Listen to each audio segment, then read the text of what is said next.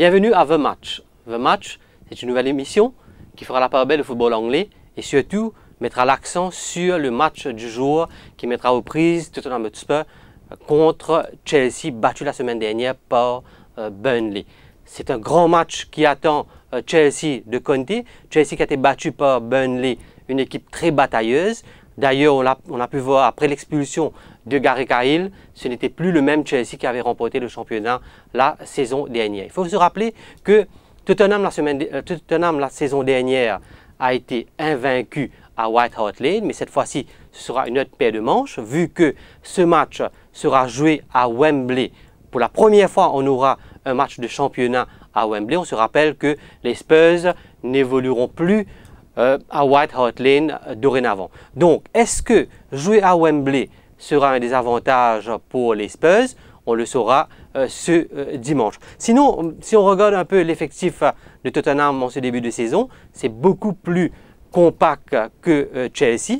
Chelsea, on le sait, a un nouvel attaquant à la personne de Morata et cela n'a pas été très facile pour Morata lors de son match de début la semaine dernière. La paire Morata-Batshuayi commence à retrouver ses repères, tandis que de l'autre côté, on a un autre duo, le duo Dele Alli et Kane, qui marche au super. On se rappelle que Tottenham a commencé sa saison avec une superbe victoire la semaine dernière, obtenue contre Newcastle hors de ses terres.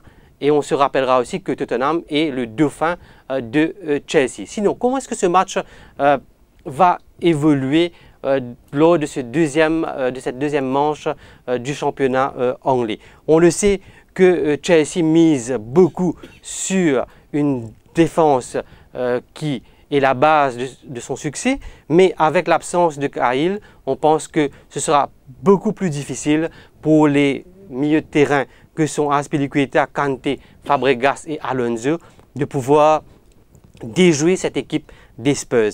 Chez les Spurs, il y a Dembélé et Winks qui forment un excellent duo en milieu de terrain. Sinon, on a aussi sur les côtés Dyer et Davies, alors que Sissoko, Ali et Eriksen devraient être dans le 11 initial.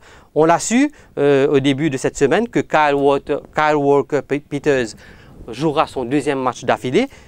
Diego Costa, lui, a été demandé d'être match fit. Sûrement que Conte va effectuer un changement par rapport à l'effectif qu'il avait fait jouer la semaine dernière. Et là, se situera surtout la clé de ce match. Avec Diego Costa, ce sera une autre paire de manches pour les Spurs. Sinon, comme pronostic, je pense que les Spurs sont mieux armés en ce début de saison pour pouvoir battre Chelsea. Mais il ne faut pas sous-estimer Chelsea.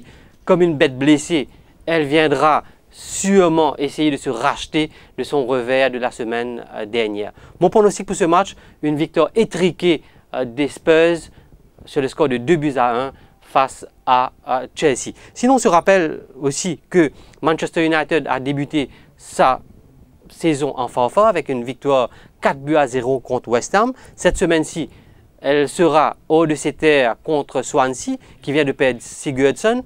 Mais sinon, Manchester reste le favori de son match. Bournemouth-Watford, je privilégie un nul, alors que Burnley, lui, reste sur la vague de sa victoire contre Chelsea, essaiera de maintenir cette marche contre West Brom. Leicester, battu sur le fil par Arsenal, et mon favori contre Brighton, alors que Liverpool, accroché la semaine dernière, devrait se racheter face à Crystal Palace. Southampton contre West Ham, c'est un match quand même assez difficile qui attend West Ham, battu par Manchester United, alors que Stoke, lui, essaiera de se racheter face à un Arsenal qui peut-être retrouvera Sanchez, mais Sanchez qu'on annonce sur le départ, mais qui pourrait rester à la maison finalement. Sinon, ce dimanche, on aura aussi le leader Huddersfield, surprenant leader, qui accueille Newcastle, malchanceux la semaine dernière. Et on terminera bien sûr lundi avec Manchester City qui jouera contre Everton. Everton, lui qui vient d'enrôler Sigurdsson. Et sur cette vague, est-ce qu'elle pourra contrer un Manchester City qui roule déjà au super avec son duo Agüero et Gabriel Jesus?